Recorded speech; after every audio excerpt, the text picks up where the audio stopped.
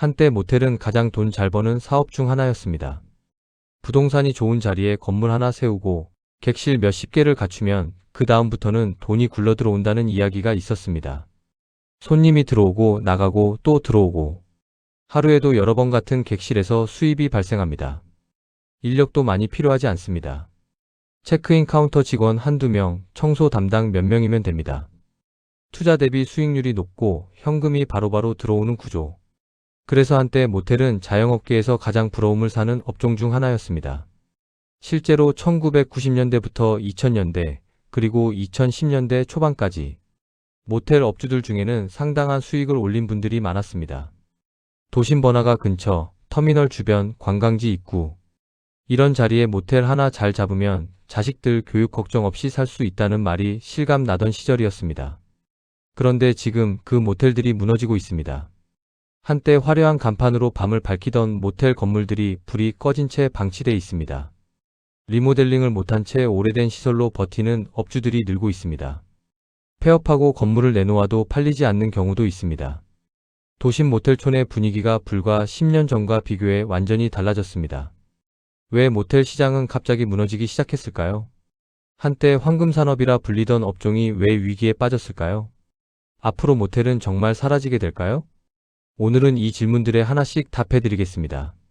모텔이라는 업종이 어떻게 성장했고 왜 지금 이 지경이 됐는지를 숙박시장의 구조적 변화와 함께 들여다보겠습니다. 이 이야기는 단순히 숙박업 하나의 이야기가 아닙니다. 대한민국 자영업 전체가 맞이하고 있는 변화의 흐름을 가장 극적으로 보여주는 사례입니다. 먼저 모텔 산업의 전성기 이야기부터 해야 합니다. 1990년대 대한민국은 급격한 경제 성장을 거치면서 중산층이 두터워지기 시작했습니다. 소득이 늘면서 여행과 레저 수요도 늘었습니다. 주말에 가족과 함께 어딘가를 가고 친구들과 여행을 떠나고 출장으로 다른 도시에 머물러야 하는 일이 많아졌습니다. 숙박 수요가 빠르게 늘어났습니다. 당시 호텔은 비쌌습니다. 지금처럼 다양한 가격대의 숙박 옵션이 없었습니다. 비싼 호텔 아니면 여관. 그 사이 어딘가를 채운 게 모텔이었습니다. 호텔보다 저렴하면서도 여관보다 시설이 나은 중간 지점의 숙박 업종이었습니다. 여러분 주변 모텔촌도 달라지지 않았습니까? 한때는 그 모텔들이 얼마나 활기찼는지를 기억하시는 분들이 있을 겁니다. 도심 번화가 근처, 고속버스 터미널 옆, 해수욕장 입구, 관광지 진입로. 이런 자리에 모텔들이 하나씩 들어서기 시작했습니다. 그리고 주말이면 만실이었습니다.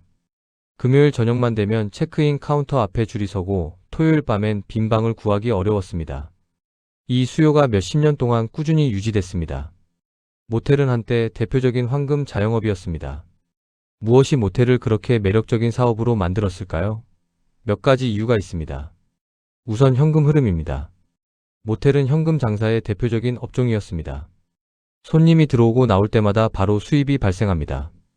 한 달을 기다려야 하는 월급 구조가 아니라 매일매일 현금이 들어오는 구조입니다. 사업을 하는 사람에게 현금 흐름이 얼마나 중요한지는 말씀드릴 필요가 없을 겁니다. 객실 회전율도 높았습니다. 하나의 객실이 하루에 한 번만 사용되는 게 아니라 이른 아침에 나간 손님의 방을 정리하고 낮에 다시 들어오는 손님을 받을 수 있습니다. 같은 공간에서 하루에 2번, 3번 수입이 발생할 수 있는 구조입니다. 인건비 부담도 상대적으로 낮았습니다. 카운터 직원과 청소 인력으로 운영이 가능했기 때문에 많은 인력이 필요한 식당이나 다른 자영업에 비해 인건비 부담이 적었습니다. 그리고 수요가 꾸준했습니다. 사람들이 이동하고 어딘가에 머물러야 하는 한 숙박 수요는 사라지지 않습니다. 경기가 좀 나빠도 여행과 출장 수요 자체는 크게 줄지 않았습니다. 한 건물에서 계속 현금 흐름이 발생했습니다. 이것이 모텔이 황금 자영업으로 불리던 이유였습니다. 그런데 언제부터인가 이 황금 공식이 흔들리기 시작했습니다. 한 가지 이유가 아닙니다. 여러 가지 변화가 동시에 일어나면서 모텔 산업의 기반 자체가 무너지기 시작했습니다. 6가지를 하나씩 설명해 드리겠습니다. 첫 번째는 숙박 플랫폼의 등장입니다.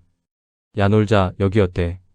이 두 플랫폼의 등장이 모텔 산업에 가장 직접적인 충격을 줬습니다. 이 플랫폼들이 생기기 전에는 어떻게 모텔을 예약했을까요? 직접 전화를 하거나 아니면 그냥 찾아가서 방이 있는지 물어봤습니다. 가격도 직접 물어봐야 알 수 있었습니다. 소비자는 비교할 수 없었습니다. A 모텔이 5만원인지 4만원인지 옆 모텔은 얼마인지 알기 어려웠습니다. 그래서 모텔들은 가격 결정권을 갖고 있었습니다. 성수기엔 높게 받고 협상도 어느 정도 내 기준에 맞출 수 있었습니다. 그런데 야놀자 여기어때가 생기면서 모든 게 바뀌었습니다. 이제 소비자는 모든 가격을 비교합니다. 스마트폰 하나로 주변 모텔들의 가격을 한 화면에서 볼 수 있게 됐습니다. 사진도 볼 수 있고 후기도 볼 수 있고 얼마나 남아있는지도 실시간으로 확인할 수 있습니다. 소비자는 가장 깔끔하면서 가장 저렴한 곳을 순식간에 찾아낼 수 있게 됐습니다. 이것이 모텔 업주들에게 어떤 의미일까요? 가격을 마음대로 정할 수 없게 됐습니다. 옆 모텔이 4만 원인데 내가 5만 원을 받으면 예약이 들어오지 않습니다. 가격 경쟁이 시작됐습니다. 서로 조금씩 낮추다 보면 결국 수익률이 떨어집니다. 여기에 플랫폼 수수료까지 내야 합니다. 야놀자, 여기어때 등 플랫폼을 통해 예약을 받으면 일정 비율의 수수료를 플랫폼에 내야 합니다. 그 수수료가 매출의 10%에서 많게는 20% 이상이 되기도 합니다. 예약은 늘어도 실제로 손에 남는 돈은 줄어드는 구조입니다. 두 번째는 소비자 눈높이의 변화입니다. 이제 사람들은 단순 숙박보다 경험을 원합니다.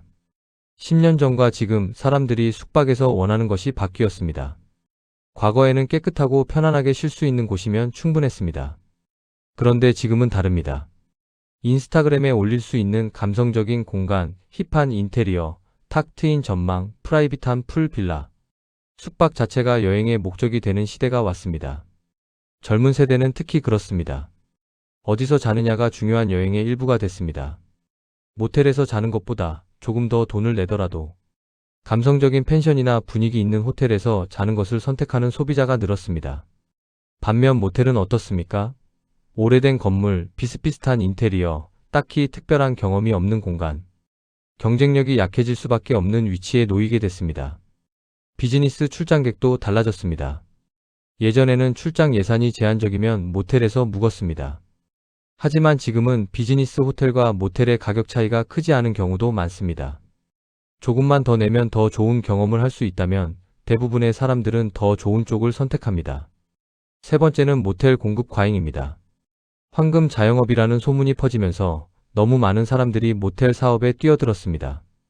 수요가 있는 자리에 모텔이 하나 생기고 그게 잘 되니까 옆에 또 하나 생기고 또 하나 생기고 어느 지역이든 모텔촌이 형성됐습니다.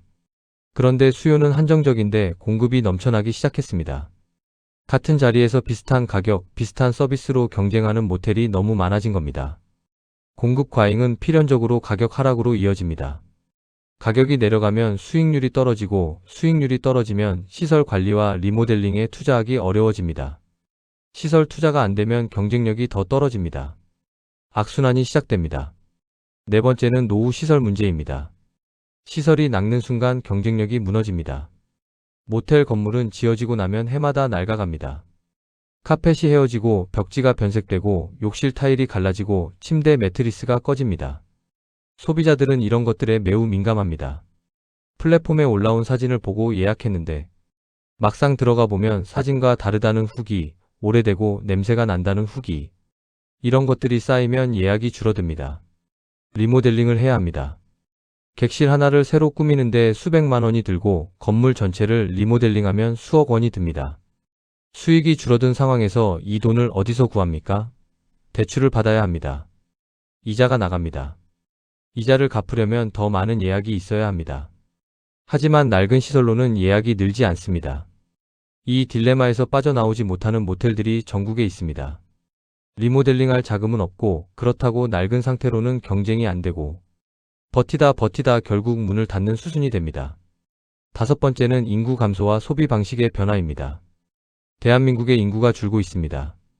특히 모텔의 주요 소비층이었던 20대, 30대 인구가 빠르게 감소하고 있습니다. 젊은 인구가 줄면 숙박 수요 자체가 줄어듭니다.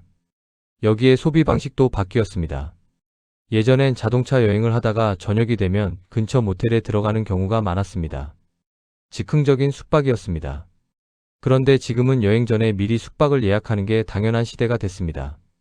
즉흥적으로 들르는 손님이 줄어들고 대신 플랫폼을 통해 가격과 후기를 비교하고 예약하는 손님이 주류가 됐습니다. 즉흥 손님이 줄어든다는 건 모텔들이 플랫폼 없이는 예약을 받기 어려워졌다는 뜻입니다. 플랫폼의 의존도가 높아질수록 수수료 부담이 커집니다. 그리고 플랫폼 안에서의 경쟁은 날이 갈수록 치열해집니다. 여섯 번째, 그리고 어쩌면 가장 결정적인 이유. 무인 호텔과 감성 숙소의 등장입니다. 모텔만의 장점이 점점 사라지고 있습니다. 모텔이 경쟁력을 가졌던 이유는 몇 가지였습니다. 접근이 편리하다, 가격이 합리적이다, 빠른 체크인이 가능하다. 그런데 이 장점들이 하나씩 사라지고 있습니다. 무인 호텔과 무인 펜션이 빠르게 늘어나고 있습니다. 키오스크로 체크인을 하고 스마트 잠금 장치로 방에 들어가는 시스템. 사람이 없어도 운영이 됩니다. 그러면서 인건비를 줄이고 그 비용을 가격 경쟁력이나 시설 투자에 활용할 수 있습니다. 빠른 체크인이라는 모텔의 장점을 무인 시스템이 흡수해버린 겁니다. 에어비앤비 그리고 국내 감성 숙소 플랫폼들도 숙박 시장을 잠식하고 있습니다. 개인이 운영하는 감각적인 공간, 지역 특색을 살린 숙소, SNS에서 화제가 되는 독특한 컨셉의 숙박지들이 젊은 여행객들의 선택을 받고 있습니다. 가격이 모텔보다 비싸더라도 그 경험이 가치 있다고 느끼는 소비자들이 있습니다.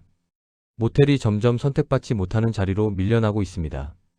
지금 모텔 업주들이 가장 힘들어하는 건 무엇일까요? 현장에서 들려오는 이야기들을 종합해보면 공통된 어려움이 있습니다. 공실이 늘었습니다. 예전엔 주말이면 만실이던 곳이 이제는 절반도 채우기 어려운 날이 생깁니다. 비어있는 객실은 수익이 0입니다. 하지만 그 객실의 냉난방비, 관리비는 계속 나갑니다. 플랫폼 수수료 부담이 큽니다. 야놀자나 여기어때 같은 플랫폼 없이는 예약을 받기 어렵습니다. 그래서 플랫폼을 써야 하는데 수수료가 매출의 상당 부분을 가져갑니다. 팔기는 팔았는데 남는 게 적습니다. 리모델링은 해야 하는데 돈이 없습니다. 시설이 낡은 걸 알고 있습니다. 업그레이드를 해야 경쟁이 된다는 것도 압니다. 하지만 수익이 줄어드는 상황에서 수억 원의 리모델링 비용을 감당하기가 어렵습니다. 은행 대출을 받으면 이자가 나옵니다. 그 이자를 낼 만큼의 수익이 나올지 확신이 없으니 선뜻 결정을 못합니다. 그렇다고 그냥 버티자니 낡은 시설로는 플랫폼에서 경쟁이 안 됩니다. 가격을 낮추면 수익률이 더 떨어집니다. 가격을 높이면 예약이 안 들어옵니다. 어느 방향으로도 출구가 없는 느낌입니다. 버티는 것조차 힘든 상황. 이게 지금 많은 모텔 업주들의 현실입니다. 그렇다면 앞으로 살아남는 숙박업은 어떤 곳일까요? 절망적인 이야기만 한 건 아닙니다. 변화하는 시장 속에서도 잘 되는 숙박업이 있습니다. 그리고 그 공통점은 분명합니다. 첫째는 감성과 경험을 파는 숙소입니다. 단순히 자는 공간이 아니라 그 공간에서의 경험 자체가 여행의 목적이 되는 곳. 인스타그램에 올리고 싶은 공간, 다시 오고 싶게 만드는 특별한 분위기. 이런 곳들은 가격이 조금 높아도 선택을 받습니다. 둘째는 명확한 타겟 전략을 가진 곳입니다. 커플 전용, 반려동물 동반 가능, 비즈니스 여행객 특화, 장기 투숙객 할인. 모든 손님을 다 받으려 하지 않고 특정 고객층에 집중해서 그 고객들이 원하는 것을 정확하게 제공하는 숙소들이 살아남습니다. 셋째는 무인화와 효율화를 잘 활용하는 곳입니다. 키오스크 체크인, 스마트 잠금 장치, 자동화된 청소 시스템. 인건비를 절감하면서 서비스 수준은 유지하는 운영 방식이 필요합니다. 이미 상당수 신규 숙박업체들이 이 방향으로 가고 있습니다. 넷째는 차별화된 입지와 콘텐츠가 있는 곳입니다. 전망이 특별하거나 지역 특색이 살아있거나 유명 여행지와 연계가 잘 된 곳. 모텔과 같은 카테고리로 묶이지 않는 독자적인 포지셔닝이 필요합니다. 모텔 산업의 몰락이 의미하는 것은 무엇일까요? 단순히 숙박업 하나가 어려워지는 이야기가 아닙니다. 더 큰 흐름이 있습니다. 플랫폼 경제가 모든 산업을 바꾸고 있습니다. 야놀자, 여기어때가 숙박 산업의 가격 결정권을 가져간 것처럼 배달의 민족은 음식점의 가격 결정권에 영향을 미치고 쿠팡은 유통산업을 재편하고 있습니다. 플랫폼이 소비자와 공급자 사이에 들어서는 순간 기존 사업자들의 마진이 압박을 받습니다. 소비자 중심 시장이 더 강해지고 있습니다. 소비자들은 더 많은 정보를 갖게 됐고 더 많은 선택지가 생겼습니다. 과거처럼 정보가 부족해서 혹은 대안이 없어서 어쩔 수 없이 선택하는 소비는 줄어들고 있습니다. 좋지 않은 경험을 하면 인터넷에 후기가 올라가고 그 후기가 다른 소비자들의 선택에 영향을 미칩니다. 이 구조에서 소비자를 만족시키지 못하는 사업자는 빠르게 도태됩니다. 시장은 결국 변화에 적응한 곳만 살아남습니다. 이것이 모텔 산업의 몰락이 보여주는 가장 핵심적인 메시지입니다. 오늘 이야기를 마무리하겠습니다. 황금산업도 영원하지 않습니다. 1990년대, 2000년대 모텔이 황금 자영업이라 불리던 시절이 있었습니다. 하루하루 현금이 들어오고 객실 회전율이 높고 안정적인 수요가 있는 사업. 그 시절에 모텔에 투자한 분들은 좋은 결정을 내린 것처럼 보였습니다. 하지만 시대가 바뀌었습니다. 플랫폼이 시장을 재편하고 소비자의 눈높이가 높아지고 경쟁이 치열해지고 새로운 형태의 숙박업이 등장했습니다. 예전 방식으로 예전 가격에 예전 서비스를 제공하는 모텔들이 하나씩 도태되기 시작했습니다. 이것은 모텔만의 이야기가 아닙니다. 대한민국 자영업 구조 전체가 지금 같은 도전에 직면해 있습니다. 배달앱이 음식점 시장을 바꾸고 온라인 쇼핑이 오프라인 매장을 대체하고 플랫폼 경제가 기존 사업자들의 자리를 위협하고 있습니다. 모텔 산업의 몰락은 이 큰 흐름의 한 단면입니다. 과거 방식으로는 살아남기 어렵습니다. 어떤 업종이든 지금 잘 되고 있더라도 그 잘됨이 언제까지 계속될지는 알 수 없습니다. 변화를 읽고 변화에 적응하고 변화보다 한 발 앞서 움직이는 것. 이게 어떤 시대에도 살아남는 사업의 공통된 특징입니다. 한때 번화하던 모텔촌의 불이 하나씩 꺼져가는 풍경은 우리에게 무언가를 말해주고 있습니다. 영원한 황금 산업은 없다는 것. 변화를 무시하면 결국 시장에서 밀려난다는 것. 그리고 지금 이 순간에도 어딘가에서 새로운 변화가 시작되고 있다는 것으로.